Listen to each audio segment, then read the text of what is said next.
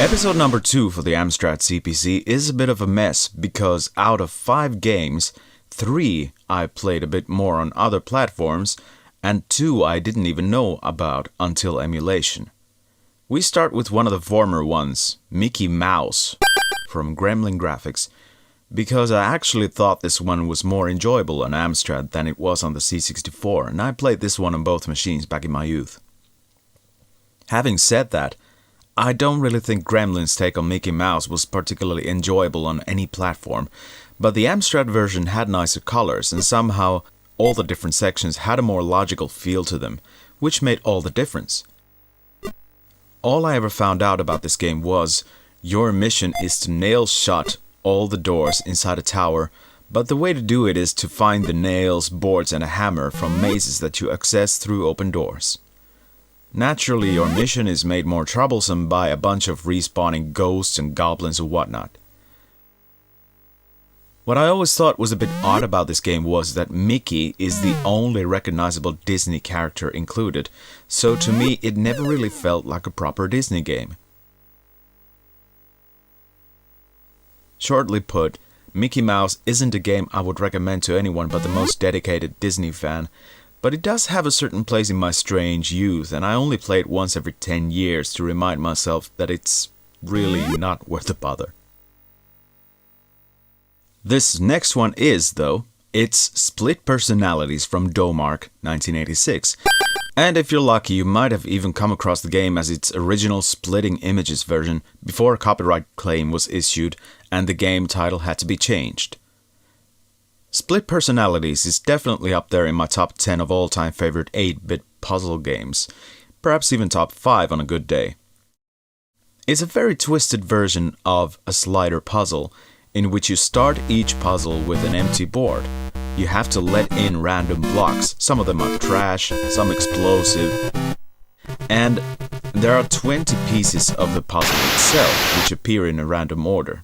Within the puzzle board, you can only move the pieces to the nearest obstacle, so you need to keep the lanes open enough to throw the bombs and other junk out of the board as soon as possible when they appear.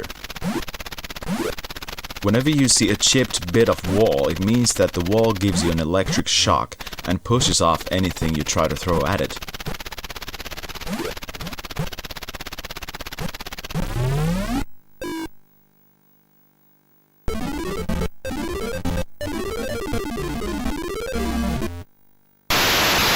In later levels, even the puzzle blocks get electric so they can bounce off each other.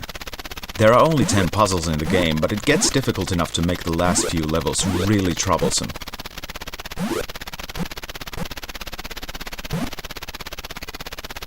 I've played this game more on the C64 than anything, but playing it on the Amstrad is somehow more nostalgic thanks to my friend Vesa, who had the CPC and this game on it back in the day. I wrote a comparison of Split Personalities in 2021, in which the Amstrad version didn't exactly fare too well, but it's still worth a read. And, oh yeah, I also made an accompanying video, so I suppose links for both of them should be included in the video description.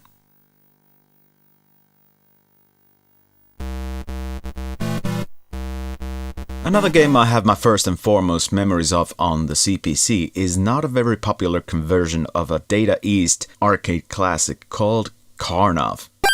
On the C64 and Amstrad, this game represents the category of cheap Spectrum ports in as literal manner as I suppose it's possible, but the reason why I connect this game so strongly to the CPC is because I distinctly remember my friend Vesa had a compilation called The In Crowd, which I was a bit envious about because at the time I had wanted that compilation for my C64. Of course, now I have it, and Karnov is on it too, but I don't remember if I ever even loaded the game from those tapes on my C64. Anyway, as you can see, Karnov is a multi-directionally scrolling action platformer with a distinctly Eastern kind of a look to it. The graphics are decidedly monochrome with clumsy animation, and the controllability is even clumsier. It's ports like these that gave the Amstrad its less than stellar reputation.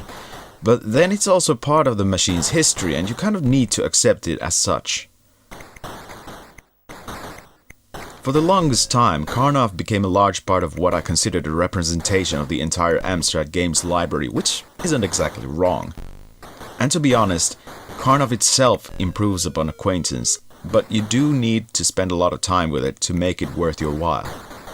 Start with the arcade original if possible and learn how to play it, and then move on to the 8-bit demakes and plow on. In all its horridness, Karnov has somehow managed to win me over the years, and the CPC is my preferred platform thanks to my odd sense of nostalgia. Now here's an almost impossible game to enjoy, Campeones, by the legendary Paco Suarez, who also made Bugaboo the Flea and its sequel, as well as the Galactic Plague. Campeones is a racing game which basically controls in a similar manner to one of my favorite racing games of all time from the C64 and Atari, Rally Speedway. But instead of smooth scrolling, it uses a flip screen method and has a lot of obstacles that you cannot know about until you've crashed into them. The problem is, crashing once ends your game. Also, if you run over the flagman, your game ends. Another problem is, your car doesn't respond to your commands quite as fast and smooth as you might want to, and with a flip screen thing often disorienting you, it's not a nice game to play. However, there is something that you can't help but get addicted to. It's irritating, superbly difficult to master, and takes comparatively long to get a new game started. But the graphics are nice enough, the title music is adequate, and there's just something adherently Amstrad-esque about the whole game, for better or worse. It's certainly not the worst that the platform has to offer, but rather is one of those games that give the platform its underwhelming reputation thanks to one or two design flaws. What it isn't is a run-of-the-mill Spectrum port, and that's something the game can be at least a little bit thankful for.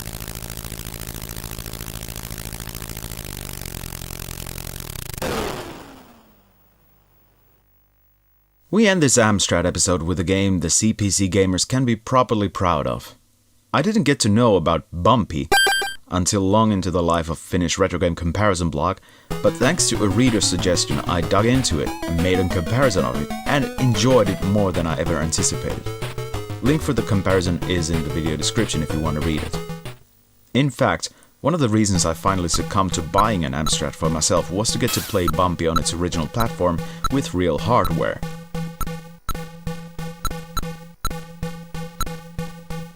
While it doesn't look like all that much thanks to it being a puzzle platformer, it's an incredibly addicting little game with plenty of more going underneath the surface than you might see on first look.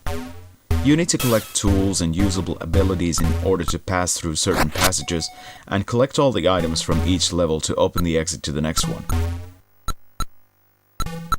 Oddly enough, I tried to play Bumpy on all the platforms I managed to find it for that I have in my collection, and so far it has worked perfectly only on the CPC. Don't know why, but there you go. So, even though I have known Bumpy for less than 10 years now, it's a game I play a lot on the Amstrad simply because it's the only platform I can play it on.